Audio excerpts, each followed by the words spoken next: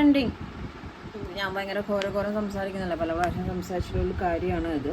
ഞാൻ പറഞ്ഞു വരുന്നത് നോറയുടെ ഫാമിലിയെ പറ്റിയിട്ടാണ്. നോറയുടെ അച്ഛനൊരു പ്രവാസിയായിരുന്നു. എനിക്ക് തോന്നുന്നത് അവർക്ക് സോഷ്യൽ മീഡിയയിൽ പോകുന്നതും അല്ലെങ്കിൽ ഈ പരിപാടിക്ക് വരണമെന്നും തീരെ താല്പര്യം ഉണ്ടായിരുന്നില്ല.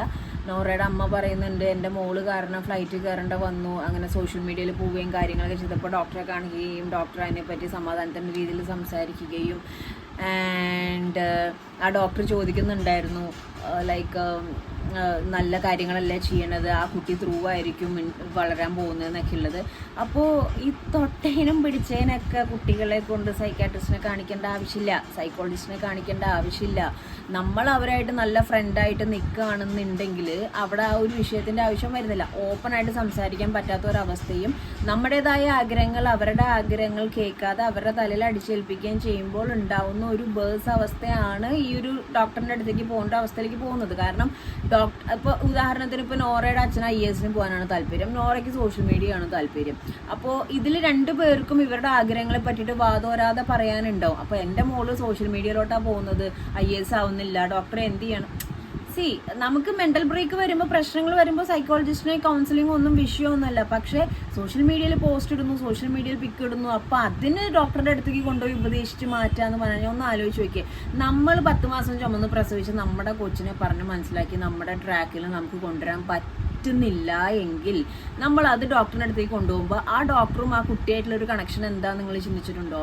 ആ ഡോക്ടർ എന്താ, ആസ് എ ഡോക്ടർ ഇതൊരു പേഷ്യൻ്റ് ആണ് അല്ലേ? ആ പുള്ളിക്ക് പൈസ കിട്ടുന്ന കാര്യങ്ങളും പുള്ളി കുത്തിപ്പിടിച്ചിരുന്ന് പഠിച്ച കുറെ കടിച്ചാൽ പൊട്ടാത്ത വാക്കുകളും പറഞ്ഞിട്ട് ഈ കുട്ടിയുടെ അടുത്തേക്ക് പറയുമ്പോൾ ഈ കുട്ടി ഏതപ്പ കോതമംഗലം എന്നുള്ള രീതിയിൽ അവിടെ ഇരിക്കുകയാണ്. സോ ആ ഒരു രീതിയിലുള്ള പാരൻറ്റിങ്ങിനോടൊന്നും എനിക്ക് താല്പര്യമില്ല. ഓപ്പൺ ആയിട്ടുള്ള നല്ലൊരു അന്തരീക്ഷം അവർക്ക് ഉണ്ടാക്കി കൊടുക്കുക, അവരെ കെയർ ചെയ്യുക, അവരെ കേൾക്കാൻ ശ്രമിക്കുക, അവരുടെ ഇമോഷൻസിനെ ഹാൻഡിൽ ചെയ്യാൻ ശ്രമിക്കുക. Like I M A parent എന്നുള്ള രീതിയിൽ നിൽക്കാതെ ചില്ലായിട്ട് ഫ്രണ്ടായിട്ട് നിൽക്കുമ്പോൾ നമുക്കൊരു ഗ്രിപ്പ് കിട്ടും. കാരണം മെൻ്റൽ ഇമോഷൻസ് എല്ലാവർക്കും ഒരേപോലെ ഇമ്പോർട്ടൻ്റ് ആണ്.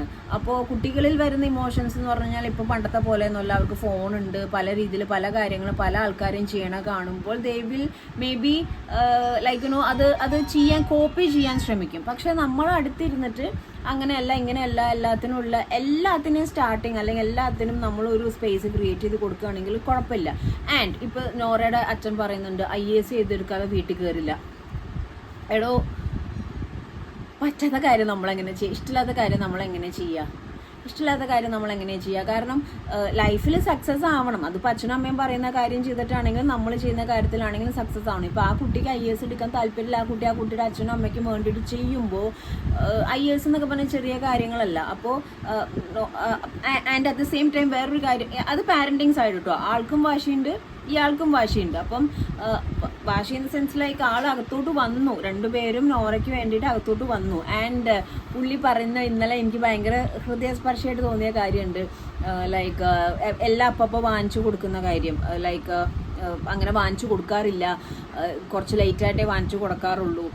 ഇവിടെ ഞാൻ പൊന്നൂന് സാധനങ്ങൾ വാങ്ങിച്ചു കൊടുക്കുമ്പോൾ പറയും, പെട്ടെന്നൊന്നും പിള്ളേർ ചോദിക്കുമ്പോൾ വാങ്ങിച്ചു കൊടുക്കരുത്, കയ്യിൽ പൈസ ഉണ്ടെങ്കിൽ 2 ദിവസം കഴിഞ്ഞിട്ട് തന്നെ വാല്യൂ മനസ്സിലാക്കിയിട്ട് വാങ്ങിച്ചു കൊടുക്കാവുള്ളൂ. അതേപോലെ A+ വാങ്ങിച്ച കാര്യമൊക്കെ പറയുന്നുണ്ട്. ഒപ്പം തന്നെ പുള്ളി പറഞ്ഞൊരു കാര്യമുണ്ട്, ബ്ലാക്ക് മെയിൽ. അതിൽ നോറ പെട്ടെന്ന് കയറി പിടിക്കുന്നുണ്ട്. അപ്പം ഞാൻ ആലോചിക്കുന്ന നോറയുടെ അച്ഛനല്ലേ അത്? നോറയുടെ അച്ഛൻ എന്താണെന്ന് നോറയ്ക്ക് അറിയത്തില്ലേ? അപ്പോൾ ആ ബ്ലാക്ക് മെയിലിൻ്റെ കാര്യവും പറഞ്ഞ് കരയുന്നു. എന്നിട്ട് പുള്ളി പറഞ്ഞ ഡയലോഗുണ്ട്, എനിക്ക് പഠിത്തമൊന്നും ഇല്ലല്ലോ, എനിക്ക് അതൊന്നും അറിയില്ലല്ലോ. പുള്ളി ഉദ്ദേശിച്ചത് സോപ്പിട്ട് സാധനം വാങ്ങിച്ചെടുക്കുന്നുള്ളതാണ്. അപ്പോൾ അതിൻ്റെ പുള്ളിക്ക് വായിൽ വന്ന് ജസ്റ്റ് ബ്ലാക്ക് മെയിൽ അതിനാ കൊച്ചു കിടന്ന് കരയുക, ചോദ്യം ചെയ്യുക, അറിയാതെ പറ്റിയ തെറ്റാണ്. ആ പുള്ളി തന്നെ പറയുന്നുണ്ട്, എനിക്ക് അത്ര വിദ്യാഭ്യാസമില്ല, എനിക്ക് എൻ്റെ അർത്ഥമൊന്നും അറിയില്ല, അത് ഉദ്ദേശിച്ച് പറഞ്ഞാണ്. അതിനെ ഭയങ്കര സംഭവമായിട്ട് കൊച്ചു കിടന്ന് കരയാണ്. സ്വന്തം അച്ഛനും അമ്മയും എന്താണ്, അവർക്ക് എത്ര എഡ്യൂക്കേഷൻ ഉണ്ട്, അവർ ചിലപ്പോൾ ഓർക്കാതെ പറഞ്ഞായിരിക്കുന്നത് ചിന്തിക്കുക പോലും ഇല്ലാതെ പിന്നെ അവിടെ ഇരുന്ന് IASൻ്റെ കാര്യം പുള്ളിയുടെ കാര്യം മനസ്സ് തുറന്ന് സംസാരിക്കണം. നല്ലൊരു പ്ലാറ്റ്ഫോം കിട്ടിയോ മനസ്സ് തുറന്ന് സംസാരിച്ചു. അതിനെ ആ രീതിയിൽ എടുക്കാതെ അവർ പോയപ്പോഴും പിന്നെ നോറയിരുന്ന് ഞാൻ IAS പഠിക്കാൻ എടുക്കുന്നത് എനിക്ക് വേണ്ടിയിട്ടില്ല, അവർക്ക് വേണ്ടിയിട്ടാണ്. That's A good thing. തനിക്ക് എടുക്കാൻ പറ്റുന്നുണ്ടെങ്കിൽ താൻ ചെയ്യും. കാരണം എല്ലാവരും ചെയ്യുന്ന ഒരു കാര്യമല്ല അത്. പാരൻസിന് വേണ്ടി കാര്യങ്ങൾ ചെയ്തു കൊടുക്കാനുള്ള മനസ്സെന്ന് പറഞ്ഞാൽ വലിയ കാര്യം തന്നെയാണ്. പക്ഷേ ഏറെക്കുറെ അവരെ മനസ്സിലാക്കുക, അവർ കാര്യങ്ങൾ പറഞ്ഞ് തിരുത്താൻ നോക്കുക. അതേപോലെ ഒരു വാശി കാണിക്കാതെ എന്തെങ്കിലും ഒന്ന് പറയുമ്പോഴേക്കും പെട്ടെന്ന് കയറി അങ്ങ് ചിനുങ്ങാനും കരയാനും ഒന്നും നിൽക്കാതെ കുറച്ചും കൂടി ഒന്ന് മെച്ചോർഡായിട്ട് ബോൾഡായിട്ട് നോറ നിന്നാൽ നന്നാവും.